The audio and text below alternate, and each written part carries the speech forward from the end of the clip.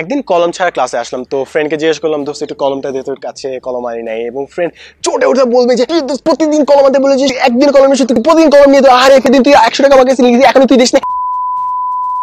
একদম ধুয়ে দিল যে সেটা কলম চাইলাম, কিন্তু ওই কলমের অজুহাত টেনে আমার 14 গোষ্ঠী তুলে আমাকে বকা দিয়ে দিল। এটা জাস্ট একটা এক্সাম্পল দিলাম। এমন অনেক ক্ষেত্রে আমরা দেখি না যে মানুষ ছোটোখাটো বিষয় চটে যাওয়া অসম্ভব, কিংবা তিলকে তাল বানিয়ে পুরো দুলিয়ে উল্টে দেয়।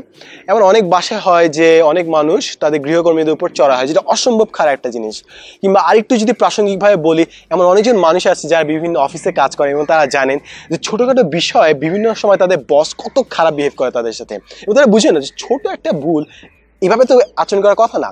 তো কেন মানুষ এই কাজটা করে? এই জিনিসটা হচ্ছে মানুষের মধ্যে আস্তে আস্তে কতগুলো রাগ জমতে থাকে।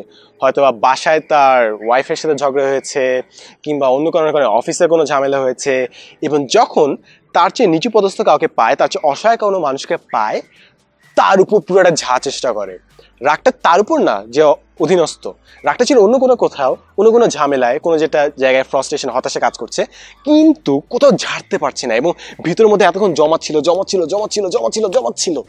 ফাইনালি যখন এমন কাউকে পেলো যে উইক, যে তার চেয়ে দুর্বল, যে তার উপর নির্ভরশীল, কোথাও যেতে পারবে না, তার উপর পুরো রাগটা ঝেড়ে ফেলবে। অসম্ভব খারাপ একটা জিনিস। কিন্তু আমরা যদি এটা বোঝার চেষ্টা করি যে কোনো একটা ফ্রেন্ড যদি আমাদের সাথে এইভাবে বিহেভ করে, হয়তো ওর খারাপ কিছু একটা টাইম চলছে, হয়তো বা ফ্যামিলি ক্রাইসিস চলছে, হয়তো বা সে টাকার অভাবে কোনো সেমিস্টারে ফি দিতে পারছে না, হয়তো সে বাজেটটা পরিস্থিতিতে পড়ে গেছে, এই জন্য হয়তো সে এই আচরণটা করছে। এখন আমরা তো নিজেরা করবোই না, কিন্তু মানুষ যখন আমাদের সাথে জিনিসটা করবে, আমরা যেন বোঝার চেষ্টা করি। কারণ এমন অনেক সময় হয় যে ছোট একটা দিন এই রাগে ভেঙে পড়ার কারণে অনেক বড় বড় সম্পর্ক নষ্ট হয়ে যায়, আর কখনো জিনিসটা ফেরত যায় না। কারণ আমরা যখন রেগে যাই, তখন অ্যাকচুয়ালি আমাদের পুরো ভেতরের মানুষটা বের হয়ে আসে। একদম ওই মানুষটা নিয়ে আমরা যা চিন্তা করি, যেসব বাজে আমরা চিন্তা করি, ওগুলো নিয়ে মানুষকে আমরা আক্রমণ করি, এবং ওগুলো যদি একবার বের হয়ে যায়, জিনিসটাকে শুধরানো অনেক কঠিন হয়ে যায়।